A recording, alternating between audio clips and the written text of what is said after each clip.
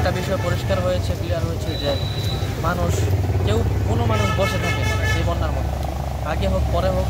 দেখা গিয়েছে যারা সেলিব্রিটি বা যাদের নাম ডাক রয়েছে বাংলাদেশে, তারাই শুধু এসেছে। কিন্তু এই বন্যার মাধ্যমে বিশেষ করে এবার যখন এই বিপদগ্রস্ত শুরু হলো, তখন থেকে যে যার জায়গা থেকে পেরেছে, আমি দেখেছি বিশেষ করে ওলামায়ে কেরামগণ, তারপরে সাধারণ মানুষ, যার টাকা পয়সাও কম, যারা টাকা পয়সার দিক থেকেও অসচ্ছলতায় আছেন, তারাও মানে নিজেদের যতটুকু সম্বল আছে তারা দিচ্ছেন।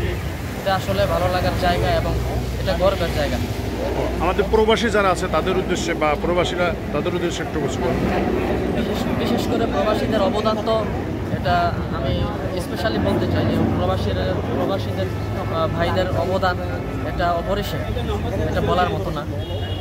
তারা যেখান থেকে পাচ্ছে পাঠাচ্ছে, এবং তাদেরও অনেক লোক এখানে, তাদের অনেক আত্মীয় স্বজন এখানে আটকা পড়েছে, তারাও জোর চেষ্টা করছে যারা উদ্ধারের কাজে আছে তারা যেন তাদের মাধ্যমে উদ্ধার কার্য চালিয়ে যেতে পারে এবং বিপদগ্রস্ত মানুষদের সহায়তার ক্ষেত্রে তাদের অনেক বড় ভূমিকা রয়েছে।